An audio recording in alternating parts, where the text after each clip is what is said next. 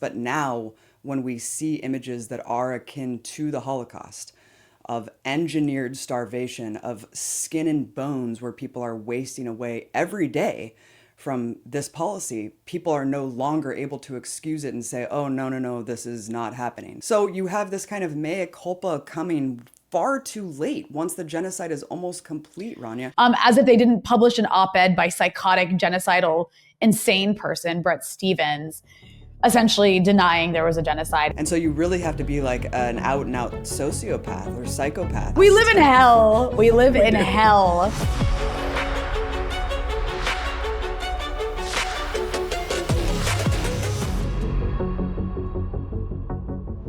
Hello, everyone. I'm Rania Khalek, and this is Dispatches. As the genocide in Gaza enters its terminal phase, Israel has escalated its use of starvation as a weapon of war.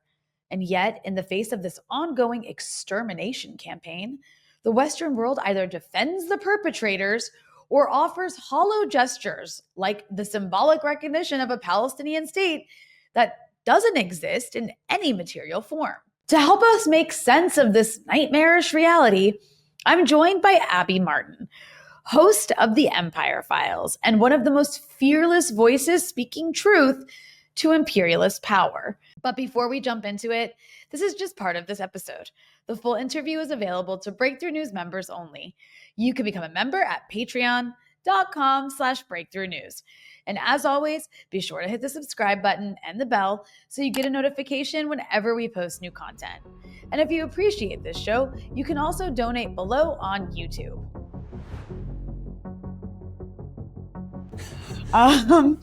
And I don't know what I would do without our group chats.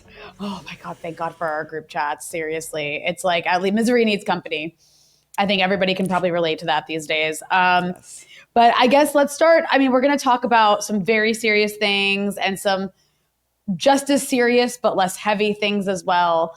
But let's start with the heavier, more serious things. I think right now everyone's kind of struggling because we're just, we spent so long since October 7th of 2023 watching our timelines be filled with just, image after image of decapitated bodies in Gaza, people with amputated limbs, sometimes literally no heads, their faces bashed in with bombs, just all the most disgusting, horrific injuries, especially to children. And that's been hard enough to stomach. And now this genocide in Gaza has reached this phase of obvious intentional starvation where we just see these like emaciated bodies. And more people are dying, not just of starvation, but also, as you've been talking about and tweeting about quite frequently, trying to access desperately needed food, getting shot at intentionally. I mean, it's like just when you think it can't get worse, it gets worse. So I guess I'm just curious, let's start with that. How do you see what's happening right now? And are you surprised the world's still tolerating it? Because I have to be honest, maybe I'm naive, but I am. I'm surprised the world is still tolerating this. Me too, I guess. I mean, in a way, it's become so normalized that this barbarism is taking place in the background of all of our lives that it does seem like this is the natural conclusion of just humanity's acceptance after 2 years of the relentless bombing and intentional bombing and mass maiming of children. I read a statistic from the UN that said 10 children a day in Gaza are losing their limbs and getting their legs amputated. This is the intentional maiming and annihilation of a generation of people. The fact that all of the children who are malnourished right now are going to die if immediate aid is not let in, if there's this policy of intentional starvation is not immediately reversed. And doctors have already warned that even if aid is immediately let in and children are immediately fed today, the brain damage and physical impairment is permanent. So everyone who is malnourished now, especially infants and young children, are going to be permanently brain damaged if they survive this acute malnutrition. Again, the final stage, this intentional starvation campaign. I am appalled, I think, and I think that's why we're seeing this kind of shift in tone from world leaders also, not able to excuse this anymore, because for the last nearly 2 years, they've been able to excuse away what we've been seeing, the genocidal campaign of bombing. Because they're just like it's human shields. They always had the plausible deniability of Hamas, but now when we see images that are akin to the Holocaust, of engineered starvation, of skin and bones where people are wasting away every day from this policy, people are no longer able to excuse it and say, oh, no, no, no, this is not happening, even though certainly untold amount of people are doing that. But world leaders certainly are now having to face the fact that Israel is doing this. They are starving millions of people intentionally, and they can no longer apologize for that. But again, Rania, what are we seeing as a result? It's just doctors, all the basically the intellectual institutions. It's just this huge moral failure of being able to do nothing at all. It's like this huge consensus of, yes, it's genocide, even internal organizations from within Israel. Yes, it's genocide. Yes, this is a mass starvation campaign. Yes, hundreds of thousands of children will die, yet there's no action at all. It's the complete impotency and collapse of our institutions and just morality and humanity in general. It's absolutely beyond horrifying. I mean, but like, what do you? I guess I think that's a really good point you made about the fact that it's one thing to like make you can make all these excuses for like human shields and like, oh yeah, this is just collateral damage. And I guess that there is something about emaciated bodies. Like Israel has really tried to use the whole Hamas is stealing aid, but let's walk that through for a second. Like, let's say Hamas was stealing food aid, and like, Right. and like, it's like you're not denying food to your enemy is not legal.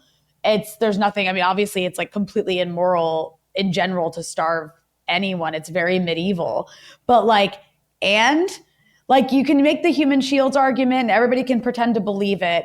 But yeah, there is something about starved bodies that really just seems to make everybody shiver. And maybe Uncomfortable. yeah. And maybe it is, I mean, maybe it is the imagery of World War II, of the Holocaust, because that is what it's reminiscent of when you see skin and bones like that. Um, but yeah, I guess that's my take on that. But what do you think it is that makes it like it's okay to bomb them? It's okay to like drop bombs on entire apartment buildings full of civilians and like basically tents and hospitals. But like this is a step too far. I think it is the imagery from the Holocaust that we all know very well. I mean, through just the lore of just our like the backdrop of American culture. I mean, we grow up learning that in all of the lore of World War II and Nazi Germany, and we've seen it hundreds of times. There's a Holocaust museum in every single city. I mean, this is something that's permanently hardwired in our brain, that this is an unacceptable, insane thing to ever get behind. I mean, never again for anyone. And so I think seeing the images that are just so viscerally reminiscent of what happened in World War II is so intense, and it's so palpable. And the thing is, I mean, unlike World War II, we are getting it live streamed to us. It's like nothing's being hidden, nothing is secret at all. The only thing that's bizarre and dystopian, like obviously very dystopian, is like the constant gaslighting and reversal and inverse of reality. So you have like the Israeli leaders just basically saying this is not happening, even though the other side of their mouth they said we want this to happen, we Yeah. are going to do this, the world won't let us. And then here we are a year and a half later where the world has certainly let them do it, but they're still like, this is fake, everyone's an actor. I mean, you have half of Israeli society saying there is no famine. So it is just this crazy gaslighting and just denial. I mean, Holocaust denialism, I think, is like such a huge problem right now, because I can't even imagine the victims of this Holocaust having to go online and see people saying, this is not happening. You're faking it. Why are you fed and your baby's not? I mean, it's absolutely horrifically sick to just see this happening real time. But yeah, I think it is. I think it is just that comparison to the Holocaust that people can't step away from. So all of these liberal Zionists, all the politicians who've tacitly endorsed this, if not openly endorse it, are now saying, oh, it's a bridge too far. I mean, you saw Netanyahu at that press conference a couple weeks ago basically openly declaring there's Republican congressmen coming to him saying, look, we want to support you. We don't give a shit about Palestinians, essentially, but like you have to at least pretend like there's some sort of aid mechanism because we can't really stand behind like images of these skin and bones kids. So do something that at least presents the auspices that you're handling this. I mean, it's all just laid bare, Rania. Yeah. And then the other thing that came to mind, actually, a few hours ago, I was thinking about this and I even tweeted about it because I was just like, because there's a lot of, people finally now coming out and speaking. And look, I'm super happy that people are coming out and saying like this is intentional starvation. I saw like this John Oliver clip. And I don't know. I mean, John Oliver said good stuff before. I don't know. But the point is that people who maybe hadn't said anything before are now genuinely horrified. But, this doesn't happen overnight. This is a society that has been becoming increasingly fascistic over a very long period of time. I mean, Abby, you know this. You've been to the country that calls itself Israel. You did that episode of your show. I believe you were in Jerusalem and you went around and we've talked about it on this show before and showed clips from it where you went around and like talked to Israelis about their opinions and they were just completely insane and genocidal. So like, it's like, and you see these clips from this show, like two Jewish boys or something. It's some of these Israeli guys, that podcast where they were like, if we could just push a button, that said kill all people in Gaza or something crazy like that. Like most Israelis would do it now. So it's not like anyone's been hiding this. It's just like everybody wanted to look away. And then now it's like, now they're all like shocked. And it's like, well, you've been warned. Like people have been warning you. Like, where did you think this was going to go? If Israel is allowed to, they will kill every single Palestinian. Like they say they want to. We should believe them when they say things because they do the things they say they want to do if nobody stops them. So I don't know. I'm just like rambling. No, exactly. No, you're not rambling at all. It's like, it's totally true. It's like they're human animals and we will act accordingly. And then they do it for a year and a half and everyone acts shocked. What do you think is going to happen? I mean, all of these talking points of like, we could have committed genocide if we wanted to. It's like, yeah, I get it. Like, you guys really wanted to nuke 2.2 million people. We know.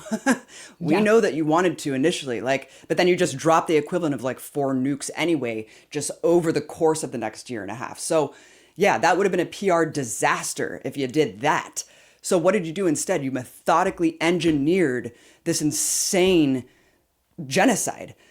And you're killing over 100 people a day and starving them and preventing baby formula from getting to babies. So yeah, they said exactly what they were going to do. I've never seen a more documented, clear-cut case of genocide alongside the genocidal intent ever in the history of humanity. So it's kind of shocking to even see a year and a half later, organizations like B'Tselem coming out and saying, we didn't want to believe it, but here we are. We have to face the harsh truth that Israel's committing genocide. It's like, what?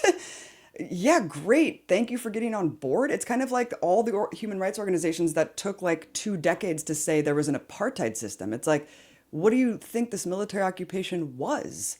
What was all this? Why did it take decades to come to this consensus? Why did it take B'Tselem so long to come to the consensus that almost every single genocide scholar in the world alongside human rights organizations had declared from November of 2023? So you have this kind of mea culpa coming far too late once the genocide is almost complete, Rania. And to your point about the aid, I mean, Israel creates the problem and the solution. I'm sorry, Israel creates the problem, reaction, and the solution with media in tow. So we know that they were arming like ISIS-aligned groups to loot aid trucks. And then they created, this narrative that Hamas was stealing aid, and the New York Times repeated it over 24 times before they came out with their investigation declaring, oh, by the way, there is no widespread looting from Hamas at the aid trucks. It's like, well, it's far too late. You've already delegitimized every single aid apparatus. You've delegitimized and removed UNRWA from the situation. Now you created this fake firing squad that just executes Palestinians who are starving to get aid. And then you have this staged photo op with the Trump envoy, and then the GHF mercenaries just buy silencers for the visit. And so now we won't even know who's being gunned down and who's not because it's just going to be all done in silence. It's really just so far beyond the pale. No, it's so sick. And it's just like the same, look, it's the same script as with the hospitals. Yeah. It starts off with, oh, like I remember the first hospital bombing. It was like, I think probably October 2023. It was Al Ahli Hospital, the Baptist hospital. And the narrative was, well, it's not clear if Israel did it because Israel's saying it might have been an errant Islamic Jihad rocket. And they killed like 400 people or some like insane number of people were killed. And then after that, it was like, oh, now they're going after Shifa. Oh, now there's a Hamas Pentagon under Shifa. And so they have to attack it. And now actually there's a Hamas Pentagon under every hospital. And the New York Times every single time would give justification and back up the Israeli claim by reporting it as fact until later on being like, actually, there's no evidence. Oops. And then it just, at that point, it's moved on. There's no hospitals left anyways. And now they've moved on to the next lie. I mean, it's so sick. And I think you're going to see it with this too. And you know what? A year from now, if this is allowed to continue, the New York Times is going to be heartbroken over it's not even going to be because of what happened to Palestinians. It'll be because of like Israel's moral decline or something stupid like that. Yeah, of course. As if they didn't publish an op-ed by psychotic, genocidal, insane person, Bret Stephens, essentially denying there was a genocide and saying the reason there isn't one is because Israel could actually kill more people and they're not. Like, it blows your mind. But then I wanted to ask you, Abby, about something that we've seen happening now, trending with countries that are horrified by the emaciated bodies. And this is like with France and with the UK. And it's not even actually, it's kind of funny because it's not even that they're saying they've recognized a Palestinian state. They're threatening that in a month or two from now, if Israel doesn't let aid in, they will recognize a Palestinian state. So I'm curious of what you make of this threat to recognize. I don't even know what state they're recognizing because, like, show me where does this Palestinian state supposed to exist? But yeah, what do you make of this seemingly hollow threat to recognize a Palestinian state to show the Israelis that they have to stop doing what they're doing?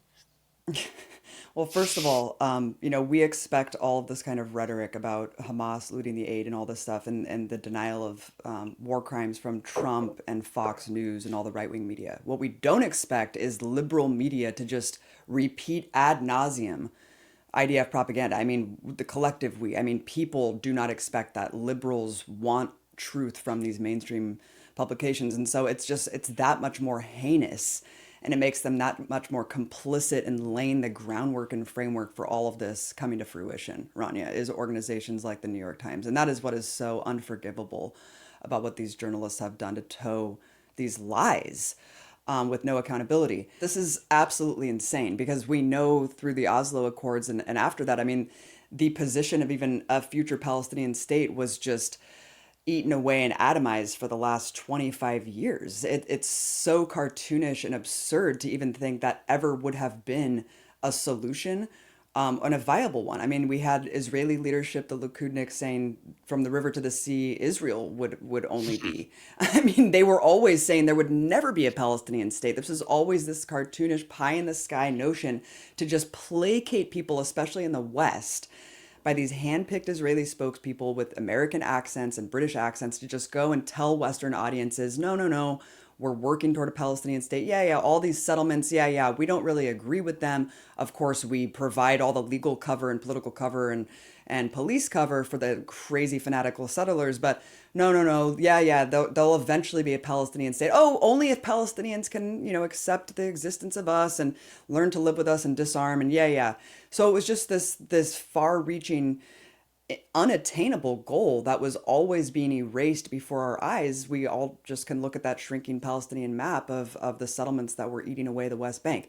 So it's just so offensive to anyone with a brain that at this point in the genocide, as we are seeing the final phase, hundreds of thousands of people being starved to death, to be told by Western leaders that in 2 months they will recognize a Palestinian state. Wow, take that, Israel, take that, unless you get aid in. I mean, good God, this is basically the last-ditch, desperate effort to maintain and preserve Zionism from these leaders. They don't want to even sign on to the most basic measures that took down apartheid South Africa. I mean, arrest Israeli war criminals, stop shipping weapons, stop all the ports from shipping any transfers to Israel, stop all trade, right? Diplomatic, sports boycotts, cultural boycotts. Where is all that? Where's the energy and heat behind all of that? Because we know that BDS is the only thing that will actually bring down these crimes against humanity, including just the maintenance of an apartheid system, let alone the genocide. So it's actually disgusting and a cynical ploy to see these people just saying, oh yeah, we're going to recognize a Palestinian state. Yeah, that actually does nothing except preserve apartheid and colonialism. Because I think it's all been laid bare over the last 2 years that Zionism cannot exist. You can't have Zionism and have democracy. You can't have Zionism and have equal human rights. That's the whole point of the system. It's predicated on the continuous expulsion and ethnic cleansing of indigenous people.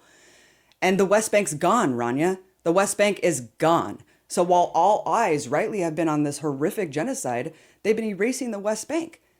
They've been erasing it. Tens of thousands of people have been expelled from the West Bank over the last year and a half. They're never going to be able to go back. So this is what it is. It's the preservation of Zionism. And it's sick, and it's just insulting to anyone with a brain that could be a solution at all. Yeah, it's so insane. Everything's a buffer zone to protect the Israelis as they steal more land and their psychotic settlers, say it. Like, it's like they say it. They say it on BBC documentaries. They say it in your documentaries. Like, it's like they're not trying to hide the reality of what they actually want and what they're doing. The only people who are trying to hide it are the basically corporate media in the US that continues to sanitize. And it's kind of funny to watch sometimes because, like, you can imagine there's probably some sort of conversation taking place, like, where they're just like, you guys, just make this easier for us, please. Like, stop saying the quiet part out loud. Like, please, just, we know what you're doing, but we're trying to help. And it's hard when you say out loud that you want their land and you want to genocide.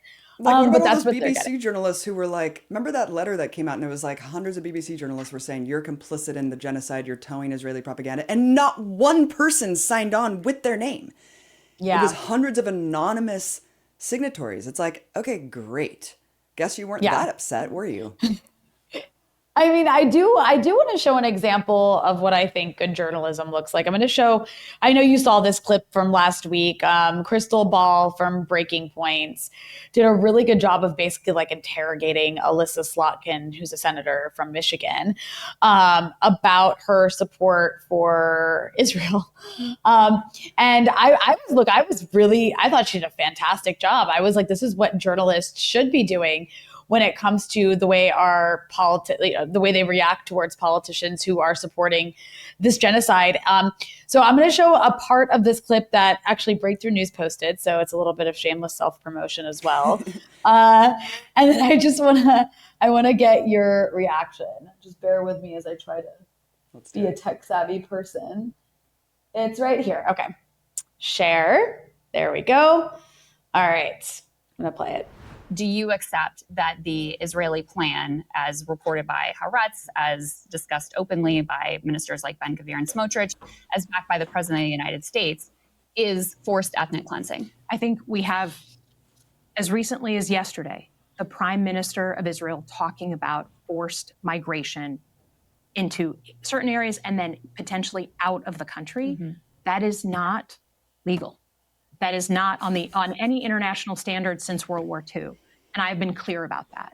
So I would ask for a little bit of an open mind. Well, what I would ask is, listen, I'm a YouTuber, I have my words, that's all I have. Yeah. But you're a United States Senator. Mm-hmm. Like, you're not the president, but you have power. So what are you going to do? Because so far what we've seen, I mean, you voted for some of the aid that's been used to massacre children and innocents.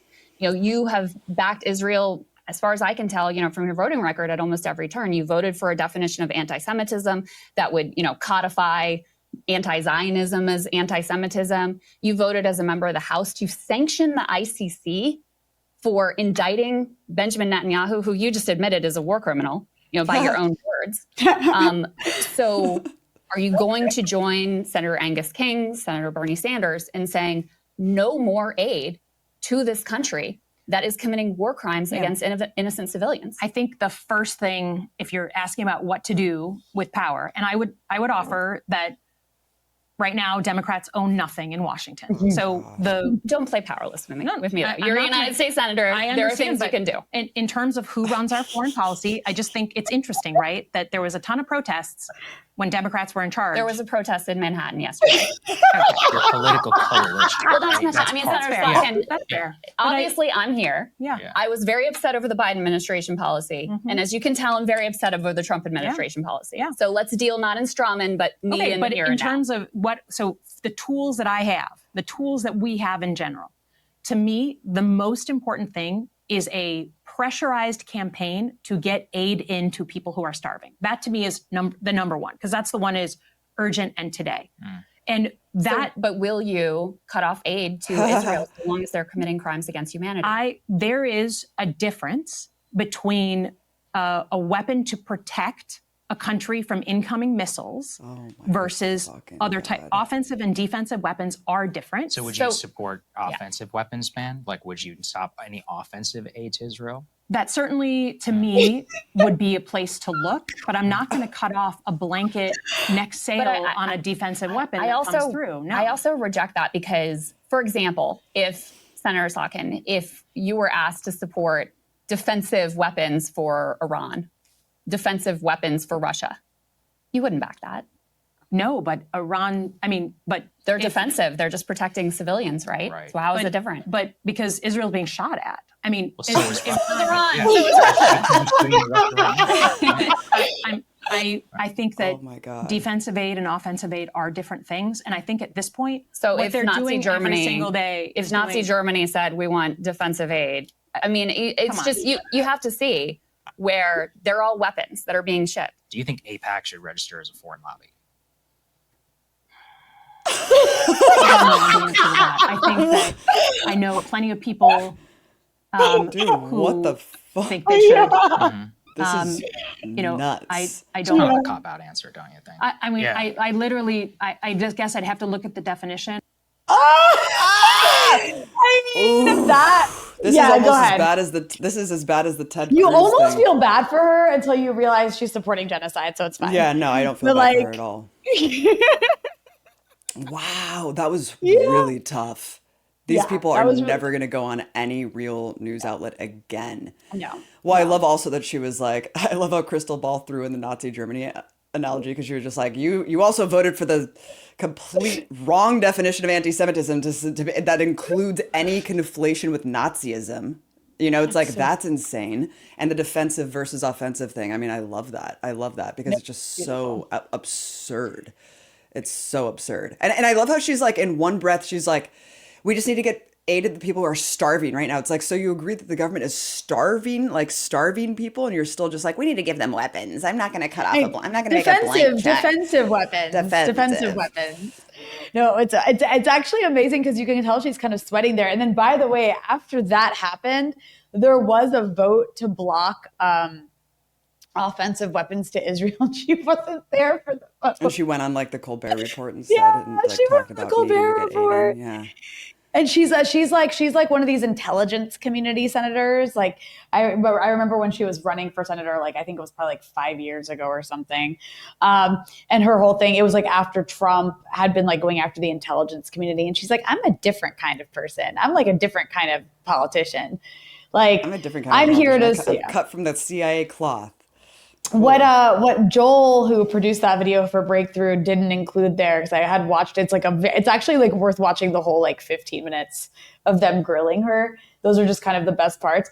When she was asked if she supports AIPAC being registered as a foreign lobbying group, she was like, she didn't know what to say, and she started stuttering over her words. And then she was like, look, I was the first Jew to like not take their money. And I'm like, what is that? Like, yeah. I love how she was like, like she registered as a foreign lobbying, but she's like, that's a good one. That's a really good question. So that was beautiful. That's honestly, I think it's such a breath of fresh air, because it's like, we don't ever get to see that.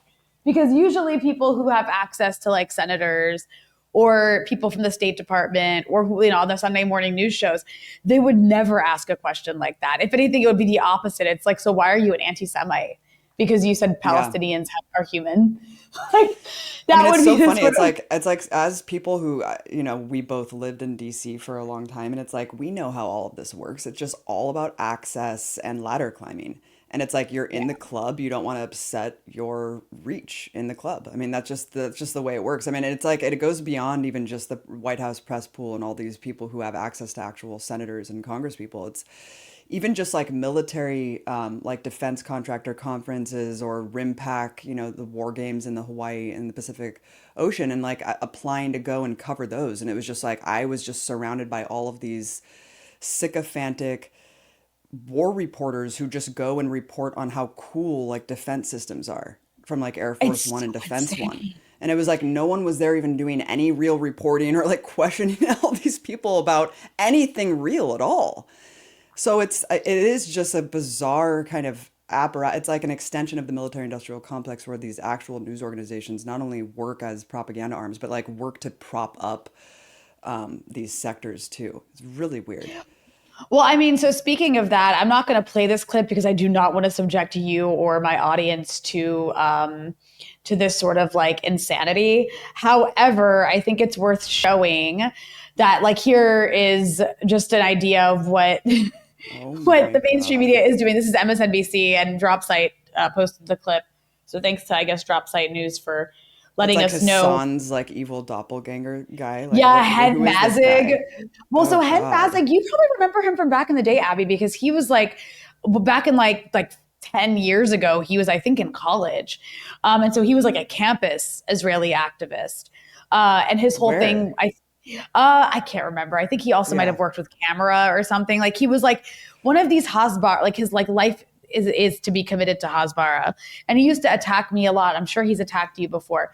But like just to see him 10 years later, this little like campus troll be hosted on MSNBC to say something, and this is quoting him. Again, I'm not going to make people listen to the episode, Oh but my the Gazans God. I'm speaking with want the world and international media to hold Hamas accountable.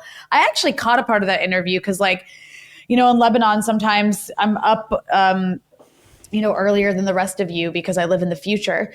And so I'll like be watching MSNBC from the day before. And I saw him on this episode being interviewed. And I actually remember looking up and being like, why the fuck are they interviewing this guy about like aid, people getting shot at while trying to access aid? And yeah, he was like basically just blaming Hamas. And I'm like, this is disgusting. And so this is like, seriously, like bless Crystal for holding Alyssa Slotkin's feet to the fire, because when you turn on CNN and MSNBC, for the most part, this is the sort of crap that you get. Just like It's reaffirming insane. reaffirming the propaganda for a Holocaust. It's so disgusting. I mean, Um, just the fact that like yeah, like Palestinians have to show the world their dead kids. They yeah. have to show you the most horrifying, traumatic moments of their life because they're being gaslit. Because our politicians and our media are telling them, you're liars. This is fake. This is Hollywood propaganda. So they say, look, we have to show you this. So it's absolutely devastating that we have forced these people succumbing to the worst that humanity has brought upon them, a genocide, the starvation of their babies where they can't do anything about it but watch them waste away, and they have to document it to prove to the world that it's real. I mean, it's pretty insane. I just like last week I had Mossab Abu Toha on, the Pulitzer Prize winning Palestinian writer who like left in December of 2023, left Gaza, and I mean his entire Twitter feed and Instagram posts are just like updates about who's been killed.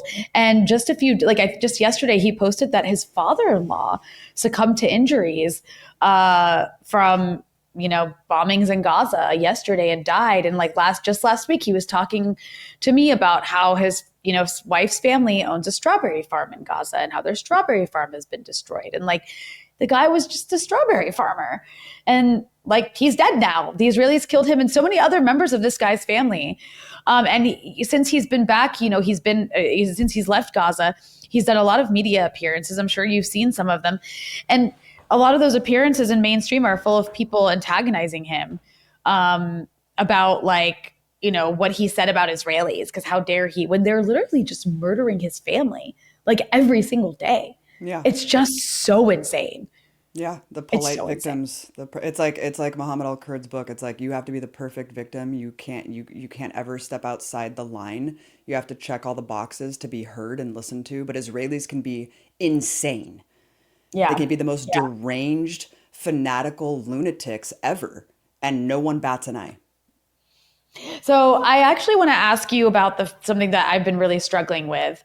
Um, and that is some of the voices that have been quite loud in going after Israel and Zionism. And their voices I typically would not agree with on so many things. And in fact, I don't always agree with the way they attack Israel because there can be some nasty strains in that. But I also have to admit, I want to play a really powerful clip by one of the people that I'm talking about because I think it's worth just seeing how much Israel has, I guess, on the one hand, really like pushed away some of the people who used to support it the most because of its heinous crimes.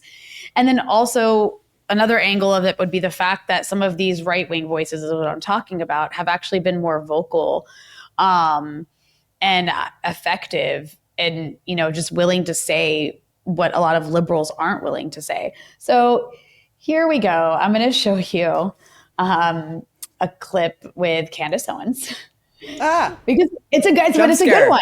You should Yeah, have yeah. warned Sorry to me. scare everyone. All right, here we go. Let's listen to what Candice has to say. Aren't you supporting Israel?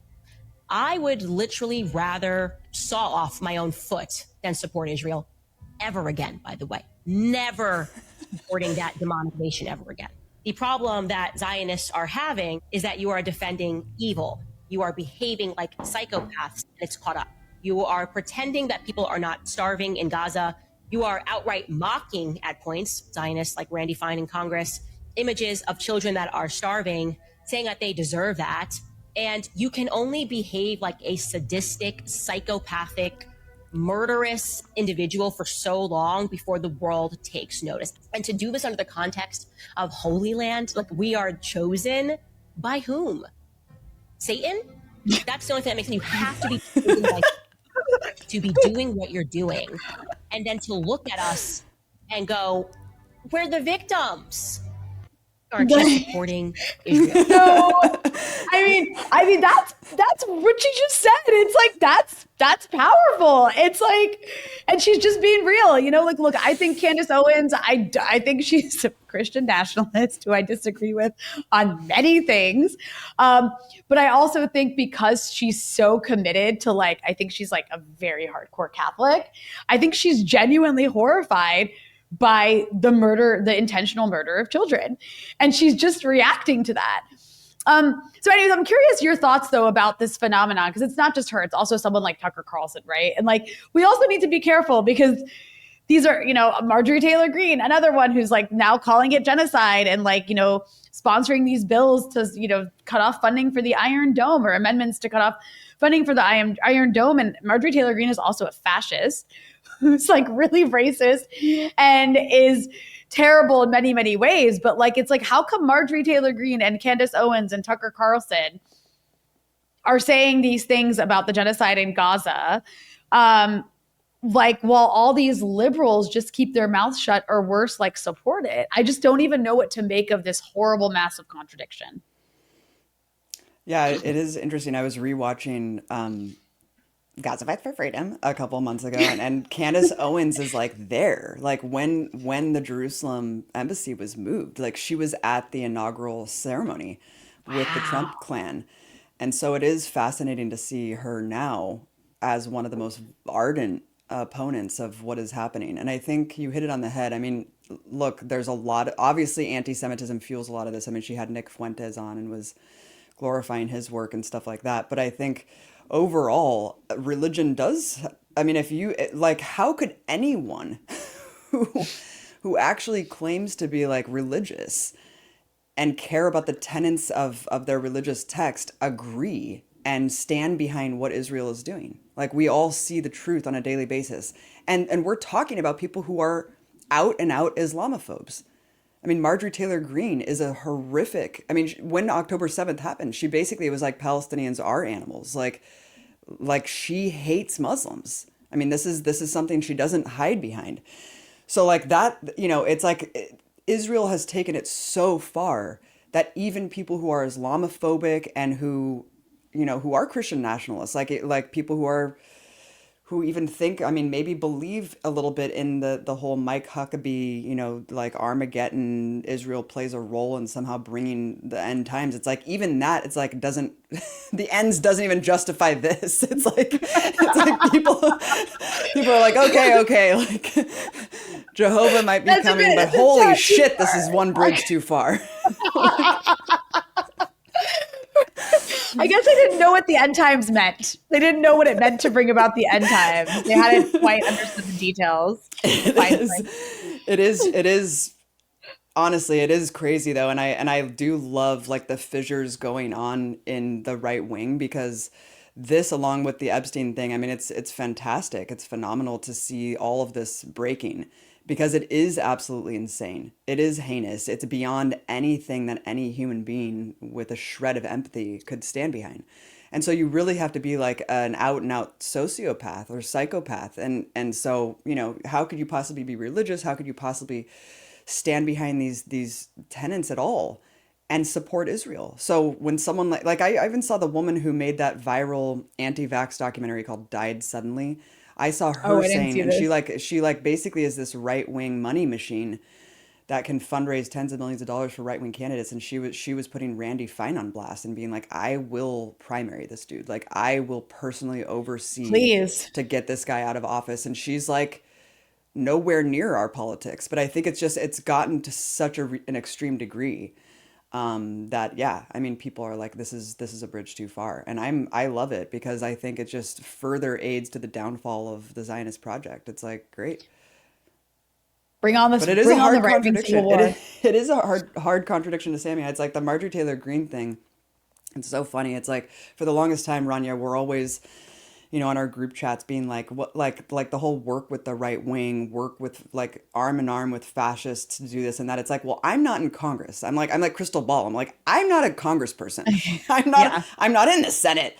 If I was, of course I would sign on board with Marjorie Taylor Greene's proposal. Like, that's a no-brainer. But like, when you're talking about working with these people now, it's like, I don't even know what we're talking about here. I don't want to work with someone who wears a shirt that says "throw commies out of a helicopter." It's like I don't know what we're talking about, what circumstances we're talking about. But it's like in the political arena, absolutely. Like, why are we even arguing about that? It's like, yeah, it doesn't matter who starts a bill to cut off offensive or defensive weaponry to Israel. Everyone should get on board with that. Well, speaking of everyone should get on board with that, somebody who didn't get on board with that was a fantastic segue, Abby. Just setting them up. You're such a pro. Yeah, thank you. Is Alexandria Ocasio-Cortez. She was, everybody was very angry with her, and I will count myself among the people who were angry. I think it was probably like 3 weeks ago. When Marjorie Taylor Greene had added that amendment to, I think it was like a bigger bill to like fund defense, like to fund the U.S. Defense Department. I'm not sure exactly what the bill was, but Marjorie Taylor Greene had added an amendment to cut off offensive aid to Israel, or no, sorry, to cut off, not offensive aid, not what's considered offensive aid. She went even further to cut off Iron Dome funding for Israel. And I mean, I've talked about this on the show before. I know you've talked about it before too, Abby. The Iron Dome is not defensive. It actually protects Israel from the consequences of committing apartheid and genocide, and of bombing all its neighbors, because it literally creates a situation where all of these missiles are able to shoot down any missile that comes towards Israel, or most of them at least, from like Lebanon or from Yemen or from Iran. And the Iron Dome is part of that air defense system, is able to basically shoot down any missiles that come for Israel. So Israel is basically this Nazi state that can just massacre everybody around it. And it's like, it basically is encouraged to do so even more, because there's little to no consequence for that if your air defenses protect you from any consequence. So I see it as actually a part of its offensive, like, genocide infrastructure. All that's to say, Alexandria Ocasio-Cortez, unlike the rest of the squad members, voted against Marjorie Taylor Greene's amendment to basically cut off Iron Dome funding. And this is her defending her decision to do that. She says, Marjorie Taylor Greene's amendment does nothing to cut off offensive aid to Israel nor end the flow of U.S. munitions being used in Gaza. Of course, I voted against it. What it does do is cut off. Of course, I voted against it. Yeah, of course. What it does do is cut off defensive Iron Dome capacities while also allowing the actual bombs killing Palestinians to continue. I've long stated that I do not believe that adding to the death count of innocent victims to this war is constructive to its end.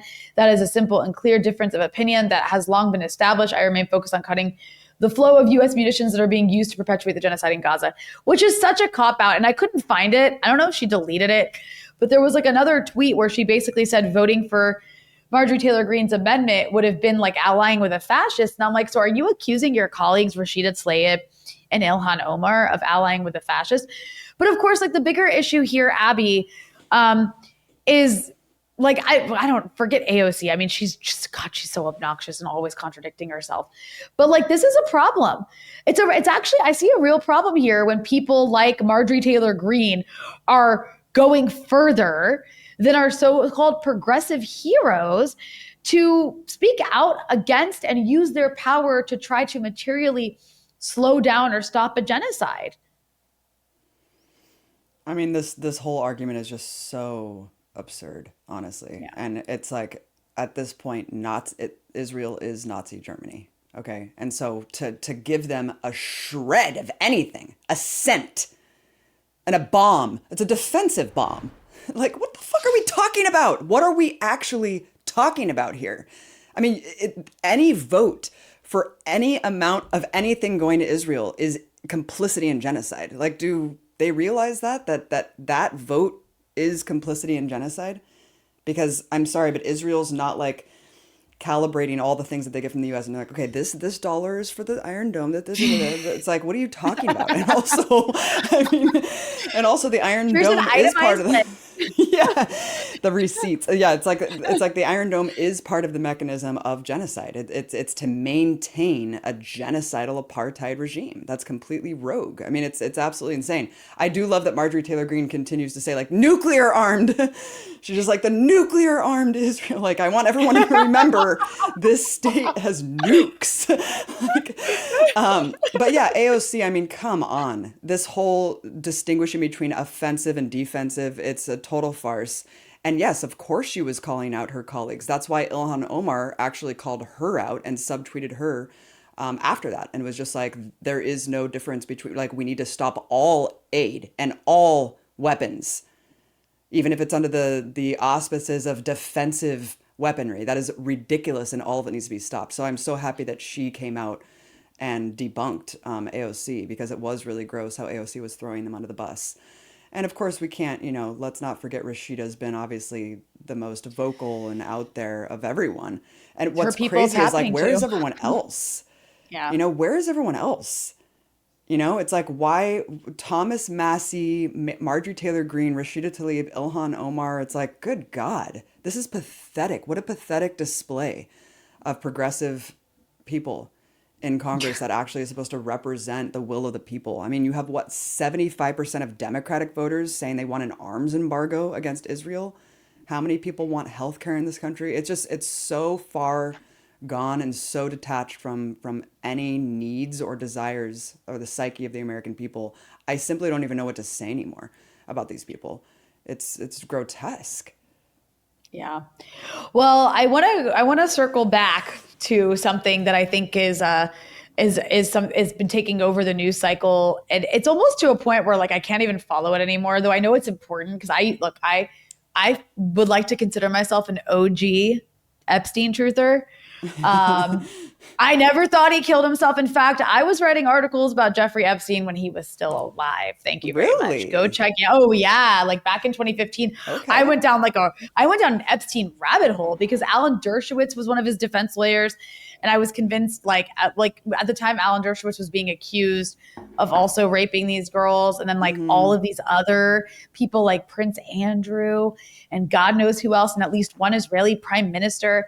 And I mean, it was pretty clear back in the day, and I'm more convinced of it now, and I think we all are, that this entire sex trafficking ring was an intelligence blackmail operation.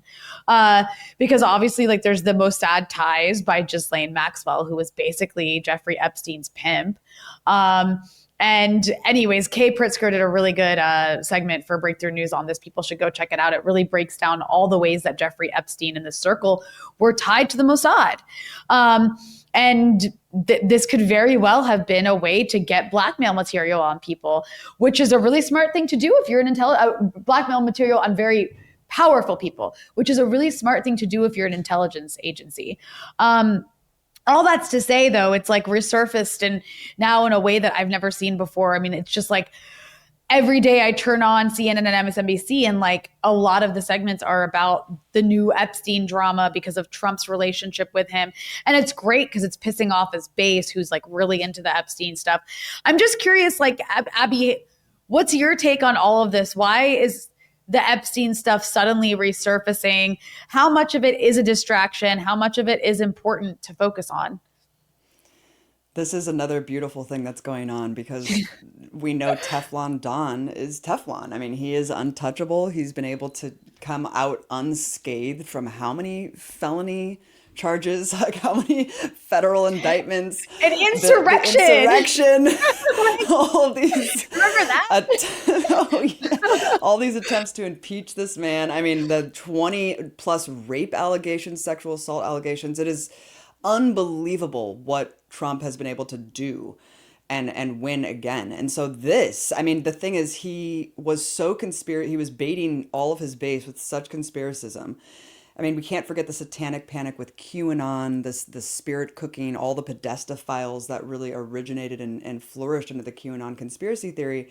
And all of that basically was folded into the Epstein saga. It was like Epstein didn't kill himself. This was like the most obvious thing in the world, right? Obviously, Epstein was running this blackmail operation with all these children, essentially, and folding in all these wealthy, famous, rich people into this operation. So it was always this like kind of running joke.